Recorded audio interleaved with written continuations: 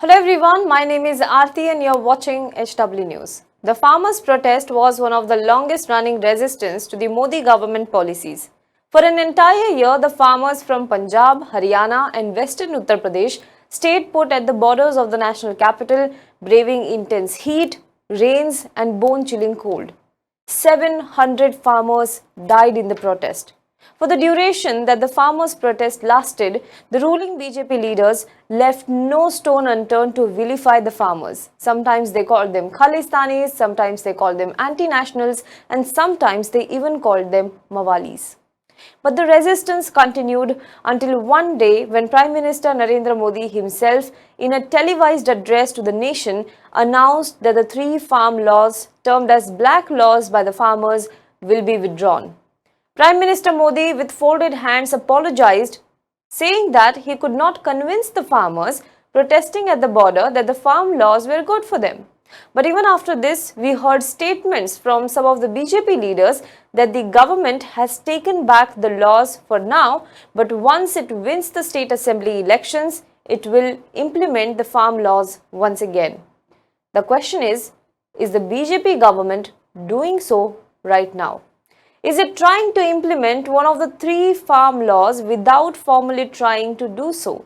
Is the Modi government deceiving farmers?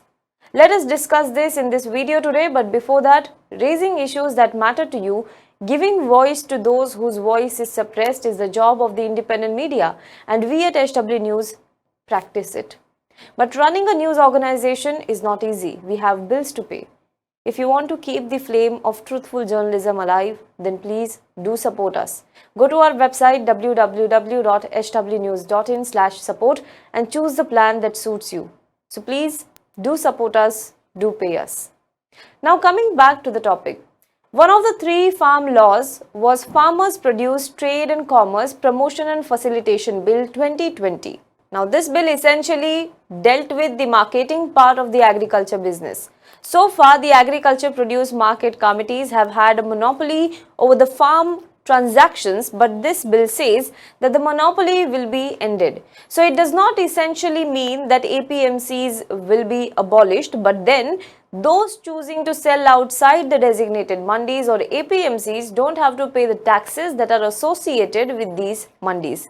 Now, this bill also said it enabled to create an ecosystem where farmers and traders enjoy the freedom to sell and purchase farm produce outside the registered mandis under the state's APMCs.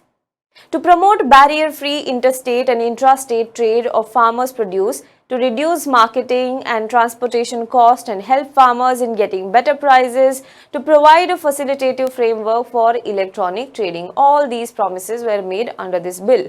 However, the bill received massive opposition from the farmers' unions. The bill was also known as APMC Bypass Bill. Farmers feared that its provisions could weaken the APMC mandis. The farmers feared that the law will instead strengthen the private players. The APMC mandis will ensure procurement on the government-mandated MSP. The farmers feared that if the mandis are weakened, then their produce will not be purchased on MSP. Instead, they will have to sell at whatever price the private player quotes. The other two bills were concerned with the contract farming and storage of the farm produce. Now, the farmers alleged that these bills unfairly favored the private players in the business and harmed the farmers. But why am I telling you this now? Look at this notification that you can see on your screen right now. This notification is from the Food Corporation of India. On 15th of March this year, the Divisional Office of the FCI issued a letter to the procurement agencies including Food and Civil Supplies, Hafid, Haryana Agro Industries Corporation and State Warehousing Corporation in Kurukshetra and Kaithal. The letter was regarding direct delivery in bulk from farmers to Adani silo and stated that for the action plan for wheat procurement and storage of Rabi marketing season 2022 and 23, it has been informed to the agency heads not to store wheat stock in CAP, that is covered and plinth, open plinth from next season onwards as per the instructions of the higher offices.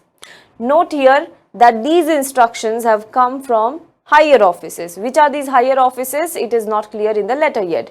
Now, if you read the letter carefully, it further says not to provide any gunny bags in nearby mandis of Adani silo, so that whatever bulk grains delivery, it can be directed at the Adani silo from Hand, Kaul, Pehowa, Pai, Pundri, Solu Majra, Gumtala, Garhu mandis. It further almost warns the agencies that if at all they make gunny bags available, then FCI will not make any payment for them, and also the agency has to bear the cost of debagging the grains at Adani silo.